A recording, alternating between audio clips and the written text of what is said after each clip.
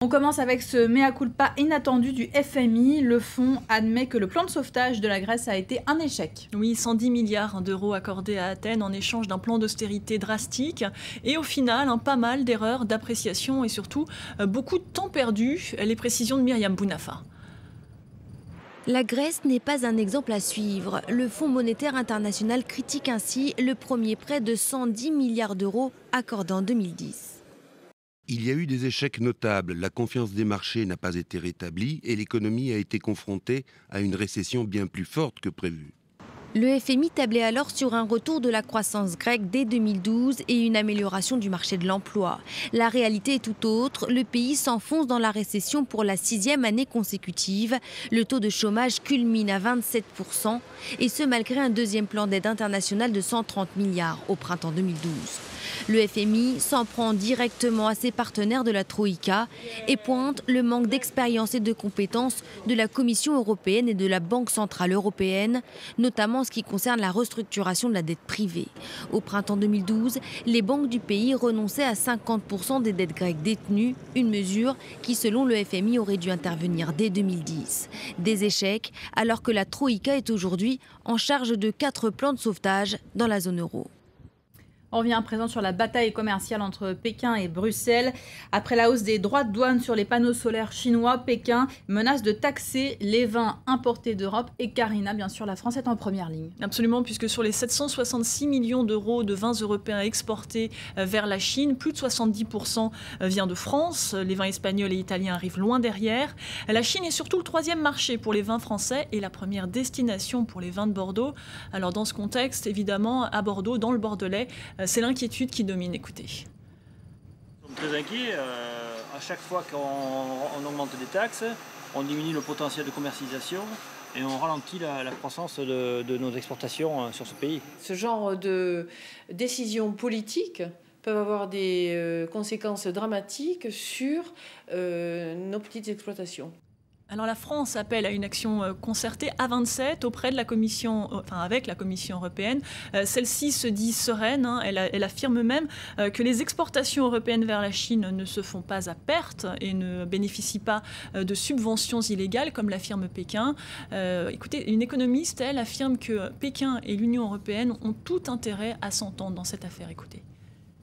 Sur le très court terme, il y aura sans doute plus de dialogue politique. Nous assisterons à plus de discussions, même derrière des portes closes. S'ils peuvent s'en sortir par le dialogue, l'impact sur le long terme sera assez limité. Mais sinon, je pense que le prix à payer sera trop élevé pour les deux économies. Et autre conséquence de cette menace de Pékin, les propriétaires chinois de Bordelais pourraient être fragilisés. Oui, absolument. Une soixantaine de propriétés dans le Bordelais sont déjà sous pavillon chinois. Pour la plupart, ce sont plutôt des propriétés modestes. Plus qu'une appellation, les Chinois recherchent avant tout la marque Bordeaux et surtout la possibilité de produire de gros volumes pour ensuite les exporter vers la Chine. Donc on imagine que si Pékin mettait à exécution sa menace, il serait taxé et donc pénalisé. On regarde maintenant la tendance sur les marchés. L'ambiance est morose, le Nikkei a clôturé en baisse de 0,85%. La place de Hong Kong perd plus de 1%, celle de Séoul plus d'1,5% et celle de Shanghai à l'équilibre, mais tout de même dans le rouge. Au chapitre des entreprises maintenant, Microsoft et le FBI démantèlent un réseau de pirates informatiques. L'entreprise et l'agence américaine de renseignement ont mis la main sur des responsables d'une fraude bancaire de 500 millions de dollars. Les hackers infectaient des ordinateurs de virus dont ils se servaient pour voler des données bancaires. On poursuit avec une question que vous vous posez peut-être. À quelle heure faut-il faire un break dans la journée quand on est au travail ? Oui, des chercheurs britanniques ont déterminé l'heure à laquelle on était le moins productif. Eh bien, sans grande surprise, c'est 14h55 après la pause déjeuner. Vous savez, on a tendance à somnoler, à avoir du mal à se remettre au travail et souvent, on perd pas mal de temps, soit sur les réseaux sociaux, soit à la machine à café. En revanche, à quelle heure est-ce qu'on est le plus productif ? Alors, il y a 2 pics de productivité, toujours selon ces chercheurs britanniques. Le premier à 10h26, suivi d'un autre à 16h26, mais pour des raisons peu avouables. En fait, c'est tout simplement, on aurait tendance à être très productif pour ne pas sortir en retard du travail. Ah, on se dépêche de finir, c'est ça ? Exactement. En ces temps de crise à présent, on va s'intéresser à l'initiative citoyenne et solidaire, ce sont les cafés suspendus. Oui, c'est un concept qui nous vient de Naples, qui est assez ancien. Alors le principe, c'est on va au café, on paye 2 cafés, un pour sa propre consommation, l'autre pour une autre personne qui ne serait pas en mesure de se payer un café.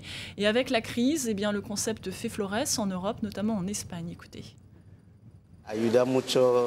Ça aide les gens comme moi, parce que je n'ai absolument pas d'argent pour me payer un café tous les jours. Ici, on a tellement de cafés suspendus. On en a environ 300 et on a voulu passer à quelque chose d'encore mieux, le sandwich suspendu. On pense que c'est une bonne idée et on est certain que ça va marcher. Voilà pour le journal de l'économie. Merci beaucoup, Karina.